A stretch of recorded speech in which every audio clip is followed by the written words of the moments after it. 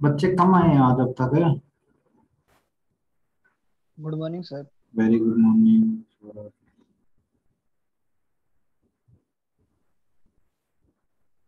Good morning sir. Very good morning बच्चे।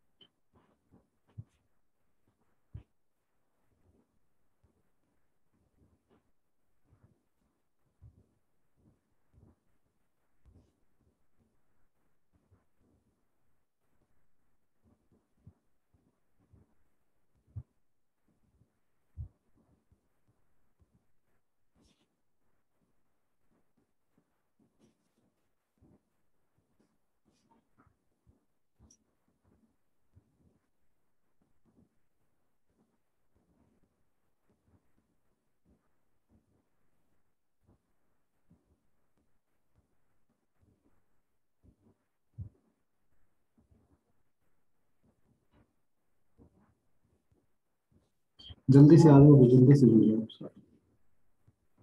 आपके friends वगैरह हमको बोल दो, क्लास ज्वाइन कर लो जल्दी से, फिर क्लास स्टार्ट करते हैं।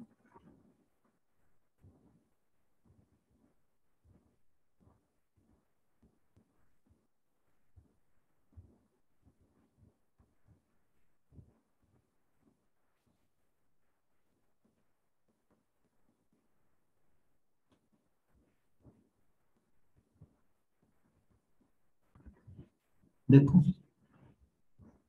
इलेक्ट्रोमैग्नेटिक फोर्स के बारे में बात करते हैं।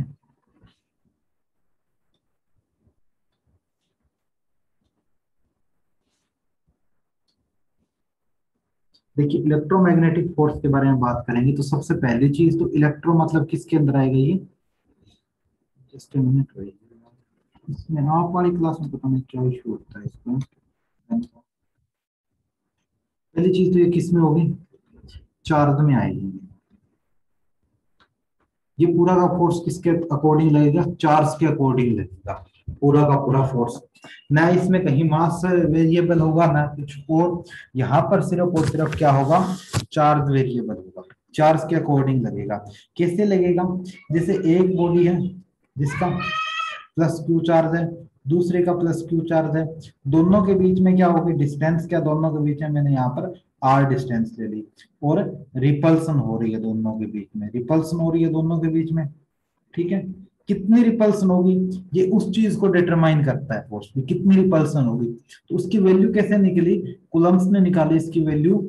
जो फोर्स होता है मेरा, वो मेरा डायरेक्टली प्रोपोर्शनल होता है मल्टीपल ऑफ चार्जेस के। Q1 और Q2 मैंने इनका रख दिया नाम, Q1 और Q2। और फोर्स है वो मेरा inversely proportional square of distance के, ये चीज तो हमने कर चुके हैं इनवर्स स्क्वायर लॉ के अकॉर्डिंग। ठीक है, equation first, equation second, from equation first और सेकंड से रिजल्ट आएगा क्या, एफ मेरा आएगा प्रोपोर्शनल Q1 Q2 अपॉन में आर स्क्वायर। ठीक है, प्रोपोर्शनलिटी को सिंबल को हटाने के लिए मुझे क्या लगाना पड़ेगा, एक इक्वल का सिंबल लगाना पड़ेगा। ठीक है, एफ इज इक्वल टू जी, जी नहीं यहाँ पे के लगेगा कांस्टेंट, के कांस्टेंट लगा दिया मैंने। ठीक है, और Q1 Q2 अपॉन में आर स्क्वायर। कुछ जगह के की जगह ये भी दिया होता है, के इज इक्वल टू 1 अपॉन में 4 पाई एप्सिलॉन नॉट। ठीक है, ये भी वैल्यू पुट कर सकते हैं, F is equal to 1/4 pi epsilon naught Q1 Q2 upon में आर स्क्वायर। ये होता है मेरा इलेक्ट्रोमैग्नेटिक फोर्स। ठीक है, ये है मेरा इलेक्ट्रोमैग्नेटिक फोर्स। इलेक्ट्रोमैग्नेटिक फोर्स के बारे में कुछ पॉइंट करें तो ये कौन सा होता है, एक लॉन्ग रेंज फोर्स होता है। कौन सा होता है ये, एक तो चीज क्या होगी, लॉन्ग रेंज फोर्स होगा।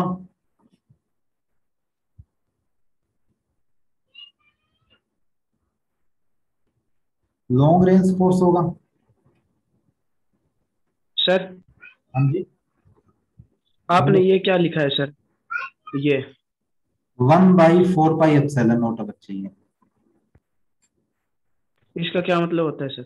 ये कांस्टेंट वैल्यू है इनकी। एक मिनट दोबारा लिख देता हूँ मैं, ये आपने जो प्रपोज किया था मैं इसको रेज कर रहा हूँ। ये कांस्टेंट वैल्यू होती है। ये एप्सिलॉन नॉट क्या होता है, मान लो जैसे यहाँ पर मीडियम मैंने दे दिया, ग्लास मीडियम दे दिया, तो ग्लास मीडियम में इनकी अट्रैक्शन क्या होगी, कम होगी। वैक्यूम में इनकी अट्रैक्शन ज्यादा होगी या रिपल्सन ज्यादा होगी, जो भी इनके चार्जेस हैं उनके अकॉर्डिंग। तो ये तो वो करता है काम, इसे बोलता है इलेक्ट्रॉनिक ससेप्टिबिलिटी। ठीक है,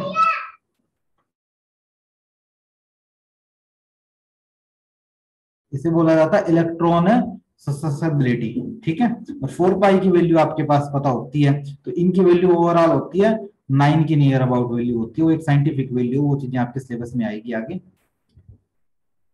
ठीक है, लॉन्ग रेंज फोर्स होता है। ठीक है, दूसरी चीज ये कौन सा होगा,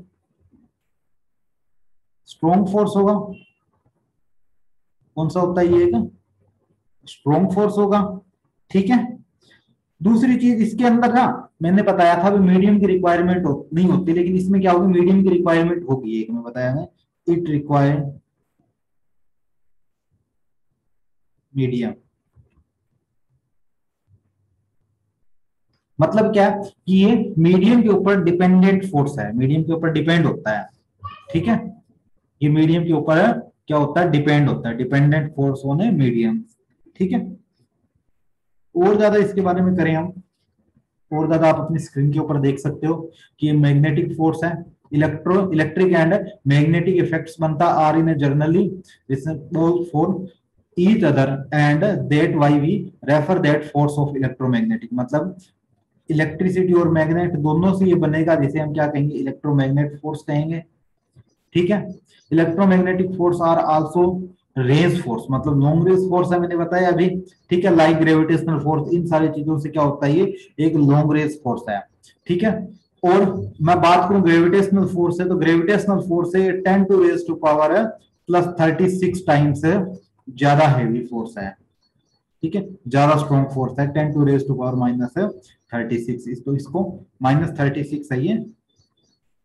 ठीक है, टाइपिंग एरर है उसकी, ये +36 है, इसको कर देना 10⁻⁻36। ठीक है, तो इतने टाइम से ये क्या है, उससे स्ट्रॉन्ग है, किससे, ग्रेविटेशनल फोर्स से। ठीक है, आगे देखो, strong nuclear force. Strong nuclear force के बारे में अगर हम बात करें यहाँ पे, ठीक है, स्ट्रॉन्ग न्यूक्लियर फोर्स की अगर हम बात करेंगे, तो पहली चीज तो ये किसके अंदर लगेगी, जैसे मान लो जैसे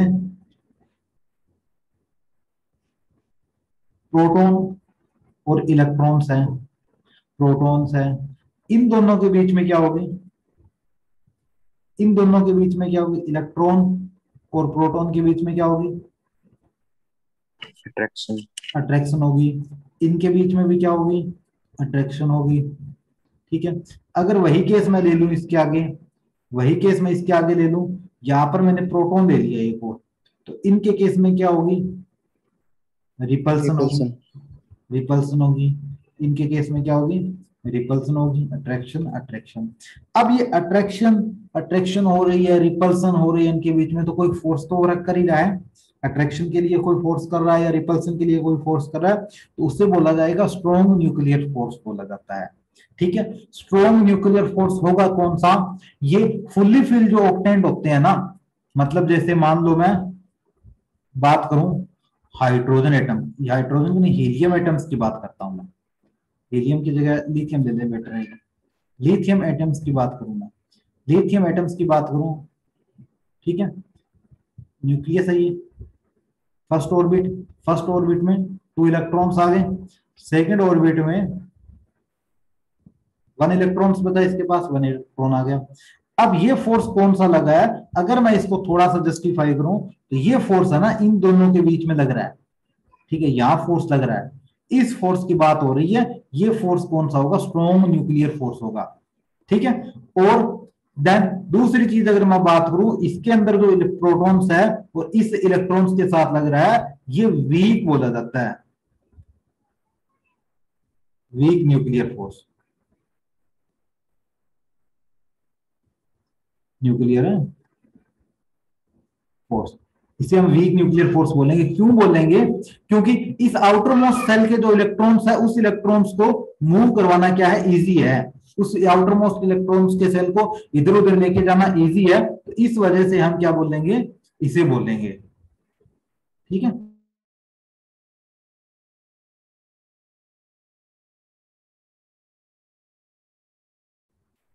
ठीक है। तो इसके कुछ कैरेक्टरिस्टिक्स लिख लो, काम देंगे। ठीक है, ये क्या है, स्ट्रॉन्गेस्ट फोर्स है।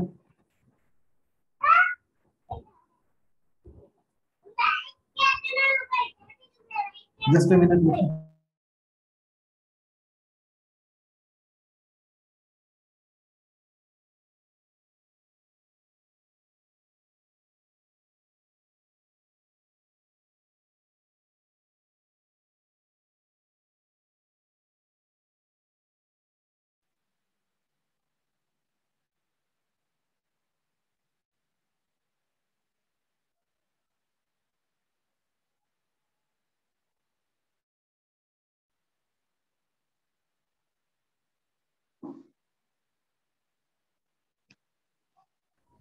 हाँ जी बच्चे, ये क्या है, स्ट्रॉन्गेस्ट फोर्स है।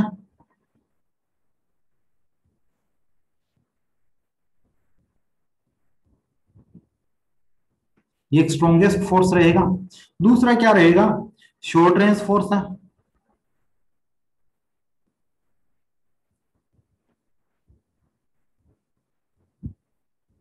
ये एक शॉर्ट रेंज फोर्स रहेगा।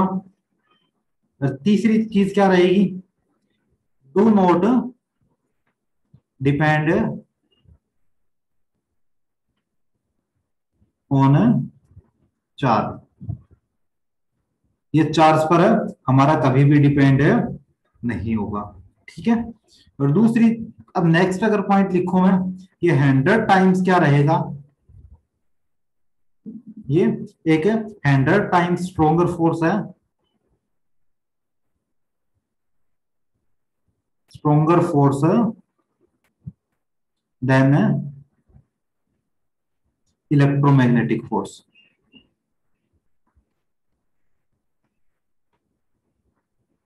ठीक है, इलेक्ट्रोमैग्नेटिक फोर्स था, उस फोर्स से ये 100 टाइम्स स्ट्रोंगर फोर्स है।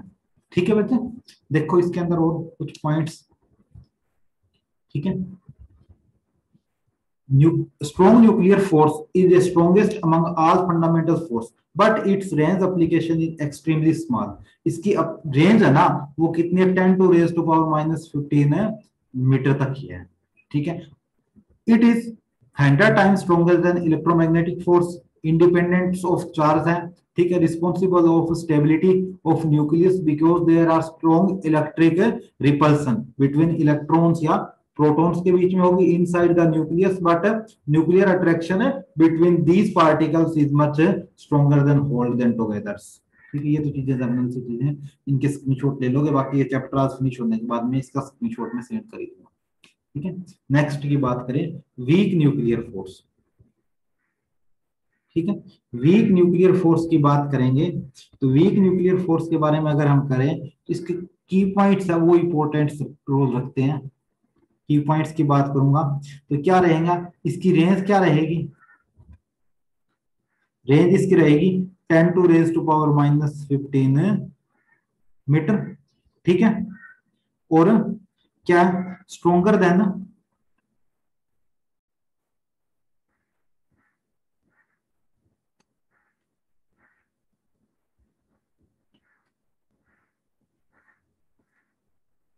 Stronger than gravitational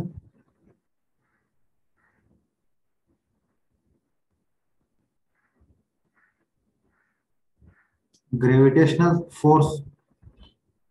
gravitational force से तो ये काफी ज्यादा स्ट्रोंग है।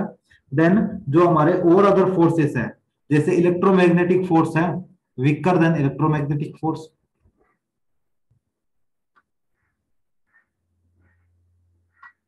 Weaker then electromagnetic force.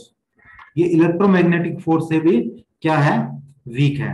तो किस तरीके से है, मतलब कौन सा फोर्स हमारा स्ट्रॉन्ग होगा, कौन सा फोर्स हमारा वीक होगा, ये सारी चीजें लिखें तो बेटर रहेगा।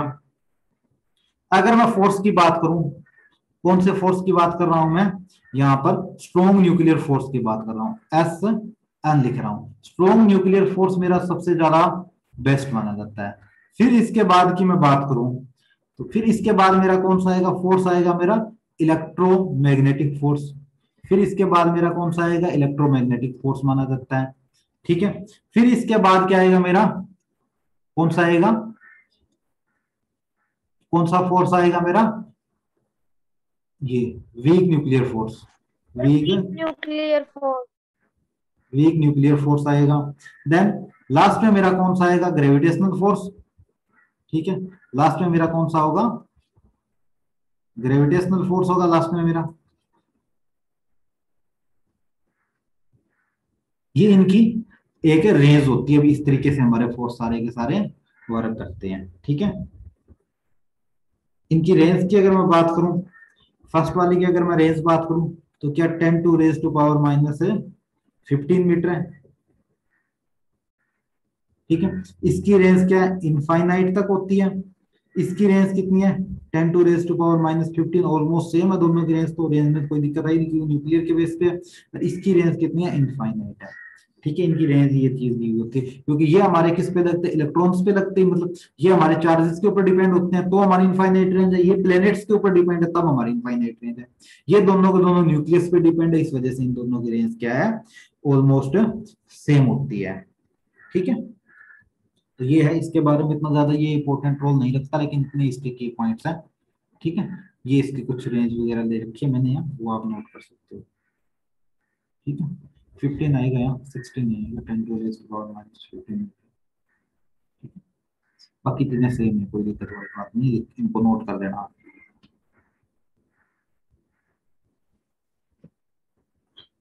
इन्फ्लेशंस ऑफ फंडामेंटल फोर्सेस के बारे में जिक्र कर रहे हैं यहाँ पर।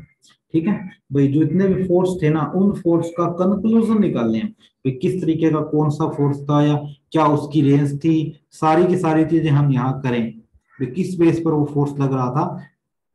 तो वो चीज है हमारी फंडामेंटल फोर्सेस की, भाई हम यहाँ पर इसका रिजल्ट निकालने हैं फाइनल। तो एक टेबल बना लोगे आप, एक टेबल बना लोगे आप, देखो टेबल बनाओगे किस तरीके से। यहां पर सबसे पहले आप क्या लिखोगे, सबसे पहले लिखोगे name of force,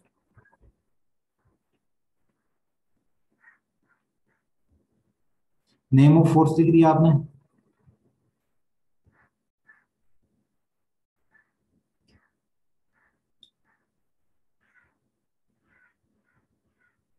name of force, ठीक है, रिलेटिव स्ट्रेंथ,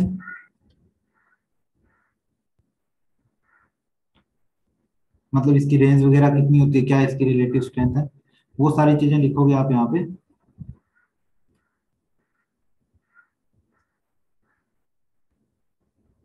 क्लियर है, मतलब इसकी स्ट्रेंथ वगैरह क्या है। अब इसकी रेंज आएगी भी, कितनी रेंज आएगी इसकी, मैक्सिमम रेंज कितनी हो सकती है, 10 टू रेज टू पावर, जैसे किसी की मैंने 15 बताई है, किसी की इनफाइनाइट बताई है, वो सारी की सारी चीजें हमारी यहाँ पर आएगी। और ये चीज लास्ट में आएगा कि अमंग ऑपरेटिंग किस तरीके से ऑपरेट होता है।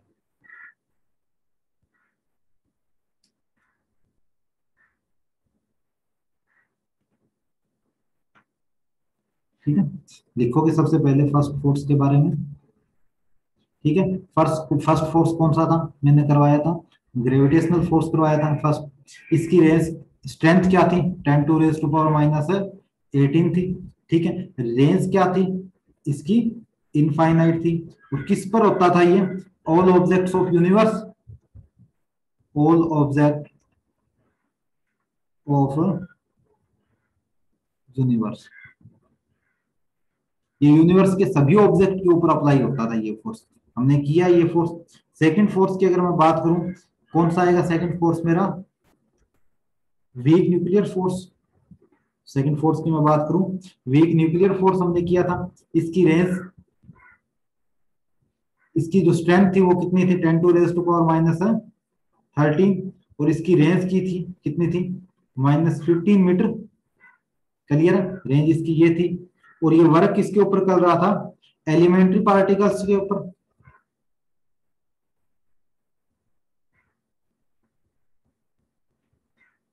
एलिमेंट्री पार्टिकल्स, एलिमेंट्री पार्टिकल्स के ऊपर वर्क कर रहा था। थर्ड हमारा फोर्स कौन सा था, थर्ड फोर्स की अगर मैं बात करूं तो कौन सा था, इलेक्ट्रोमैग्नेटिक फोर्स। इलेक्ट्रोमैग्नेटिक फोर्स था। स्ट्रेंथ क्या थी इसकी, 10⁻², मतलब ये 100 गुना था बड़ा, ये चीज तो हमने की थी। और इनफाइनाइट रेंज पे था ये। और किसके ऊपर डिपेंड था, चार्ज के ऊपर था,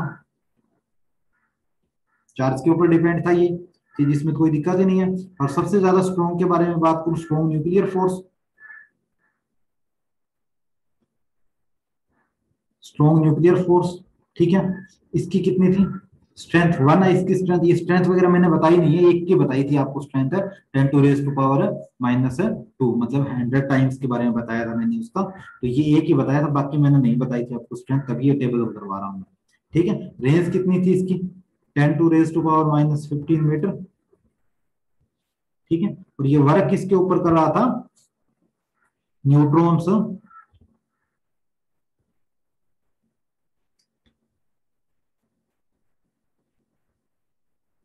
न्यूट्रॉन एंड प्रोटॉन, प्रोटॉन्स। ठीक है, न्यूट्रॉन एंड प्रोटॉन के ऊपर ये वर्क करता है। जल्दी से इसका स्क्रीनशॉट लेंगे।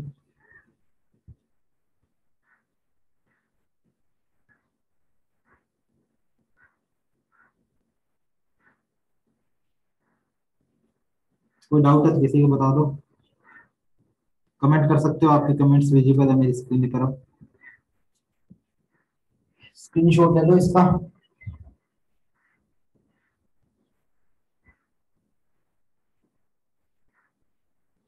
धीरे धीरे इंटरेस्ट बनेगा बच्चे फिजिक्स के अंदर। अब तक हमने 10th के अंदर फिजिक्स के चैप्टर किए थे, दो दो तीन तीन 4 चैप्टर थे 10th के अंदर फिजिक्स के। यही 4 से 5 चैप्टर थे अपने 9th के अंदर। अब हम यहाँ करेंगे 10 से 15 चैप्टर। थोड़ा सा डीपली बढ़ेंगे तो ये चीजें दिक्कत करेगी आपके भी, क्या चीजें हो रही है सब कुछ नया लग रहा है। जाहिर सी बात, आप एक चीज तो ऑब्जर्व करते ही हो कि मान लो किसी की मैरिज में जा रहे हो 3 से 4 दिन के लिए आप अपनी मम्मी या पापा के साथ, तो आपको वहां पे एक दिन तो अजीब सा फील होगा ही होगा भी हम कहाँ आ गए, कैसे आ गए। तो ही सेम फील होता है 1 या 2 दिन 1 वीक तक क्लास के अंदर, कि हमें क्या करवाया जा रहा है हमारे समझ में नहीं आ रहा, लेकिन धीरे धीरे समझ में आना शुरू होता है। ठीक है, अगर हम फिजिक्स या साइंस साइड लेने के लिए सोच ही रखा है तो हमें उससे डरना नहीं है। पहली चीज तो ये आप अपने माइंड में सेट करके बैठोगे, यहाँ साइंस साइड लेनी है चाहे कुछ भी आ जाए, हमें साइंस साइड ही रखनी है, हमें छोड़नी नहीं है। चाहे समझ में एक बार नहीं है या 20 बार करेंगे हम, लेकिन उसे समझ के छोड़ेंगे, क्लियर करके छोड़ेंगे। ठीक है, तो ऐसी प्रॉब्लम्स आएगी धीरे धीरे आगे कि कोई टॉपिक ना आए समझ में। ठीक है, तो उन टॉपिक्स को हम बार बार करेंगे। ठीक है, जब तक क्लियर ना हो तब तक आप उसका पीछा छोड़ो ही मत उस टॉपिक का। ठीक है, ऑटोमेटिक क्लियर हो जाएगा टॉपिक आपका। ठीक है, ले लिया होगा आपने स्क्रीनशॉट इसका, आगे बढ़े।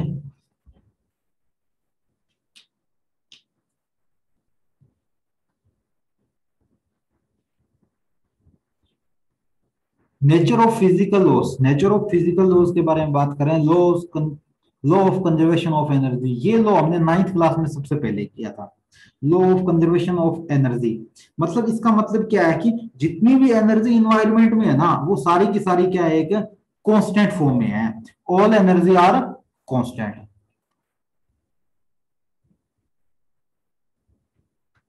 Energy are constant. ठीक है, जितनी भी एनर्जी है ना वो सारी की सारी एनर्जी इन्वायरमेंट के अंदर कांस्टेंट है। तो इसी के बेस पे लॉ बना था law of conservation of energy. मतलब क्या था कि the amount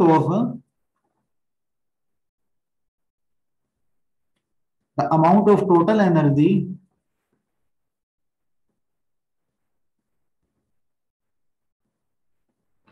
the amount of total energy in the universe remain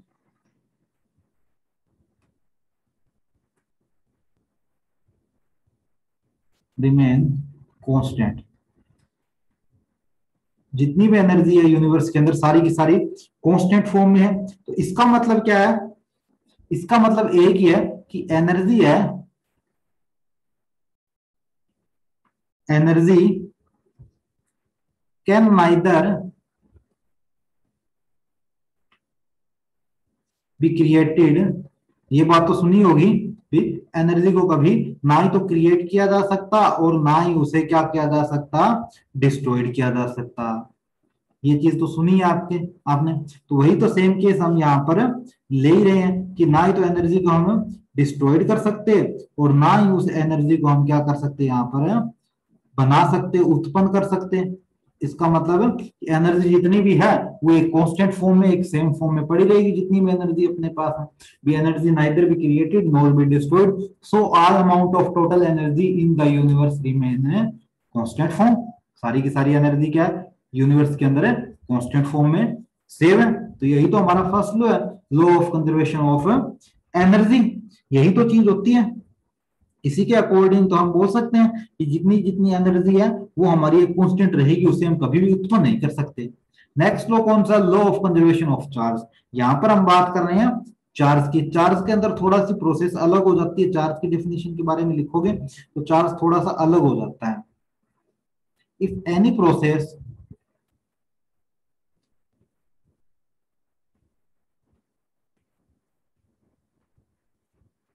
कोई भी अगर आप प्रोसेस करते हो, किस केस में, talking place in an electrically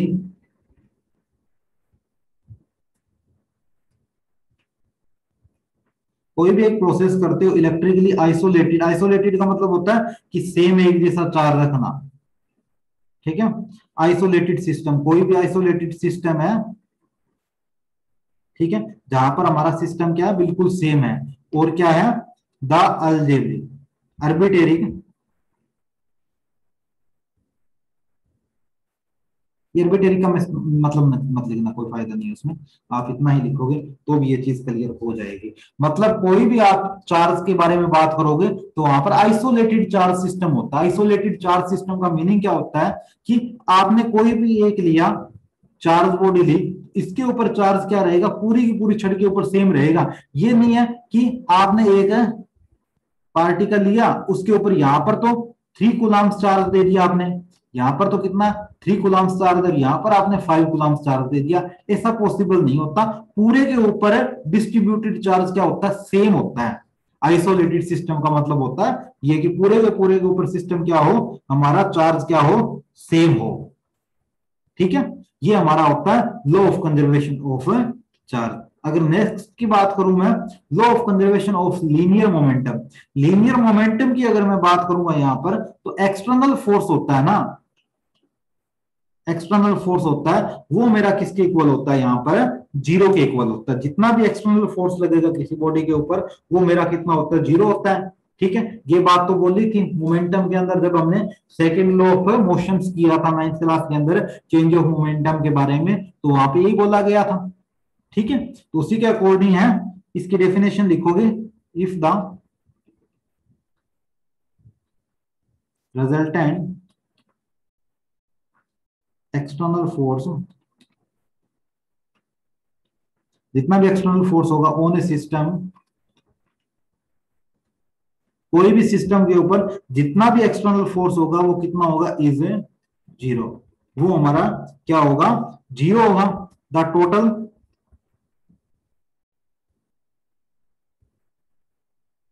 total linear momentum, तो उस केस में टोटल लीनियर मोमेंटम क्या होगा, उस केस में टोटल लीनियर मोमेंटम क्या हो जाएगा, रिमेन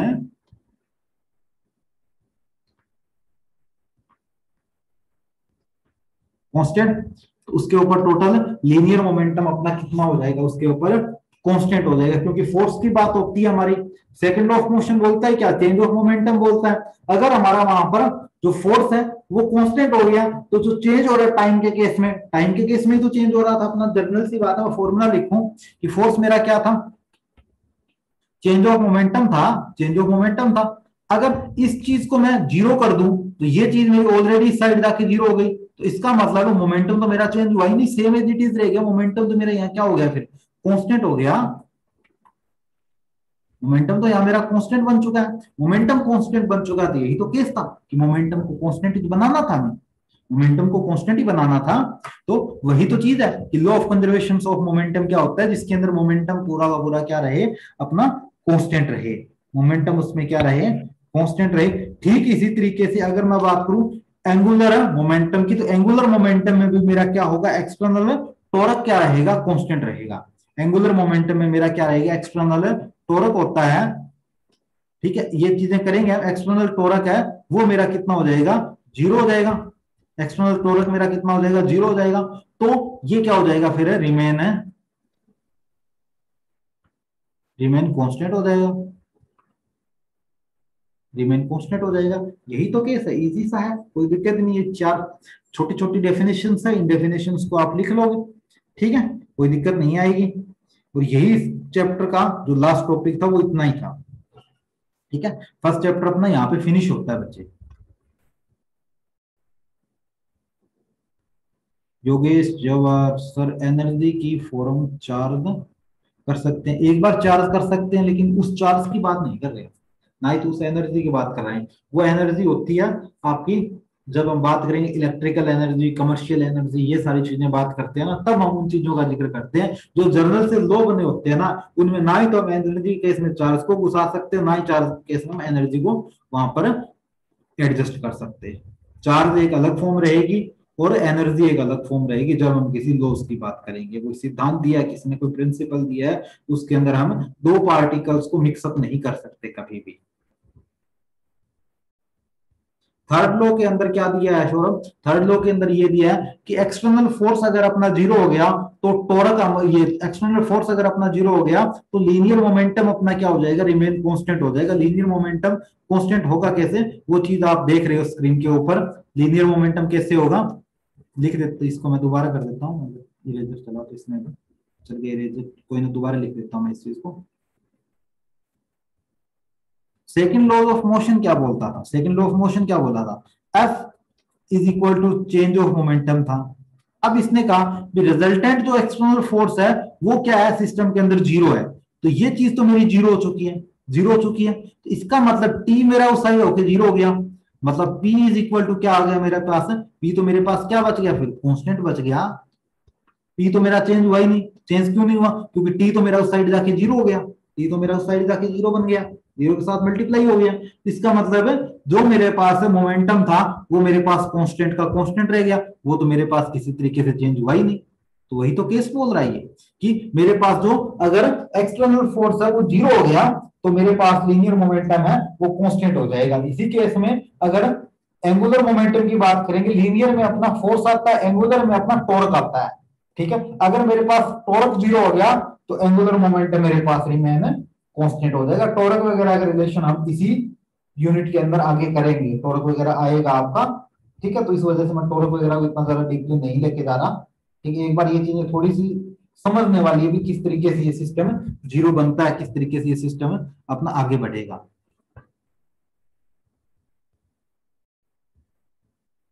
कंजर्वेशन ऑफ चार्ज की बात करूंगा मैं। देखो, कंजर्वेशन ऑफ चार्ज की बात करेंगे तो कोई भी एक सिस्टम होगा ना, उस सिस्टम के अंदर चार्ज हमारा हर जगह सेम रहता है। मान लो एक पेन है आपके पास, उस पेन के ऊपर आपने चार्ज छोड़ा, तो ये नहीं है कि उसकी निब के ऊपर चार्ज ज्यादा रहेगा, उसके ऊपर चार्ज कम रहेगा, नहीं, पूरी सरफेस के ऊपर चार्ज हमारा कितना रहता है, सेम रहता है। ठीक है सुमित, फोर्थ लॉ क्या बोलता है, फोर्थ लॉ के अंदर हमारा टॉर्क अगर जीरो हो जाएगा तो हमारा जो एंगुलर मोमेंटम है वो कांस्टेंट हो जाएगा। उसके अंदर इतना ही, यहां हम फोर्स की बात कर रहे हैं थर्ड में, और फोर्थ में हम वहां पर किसकी बात कर रहे हैं, टॉर्क की बात कर रहे हैं।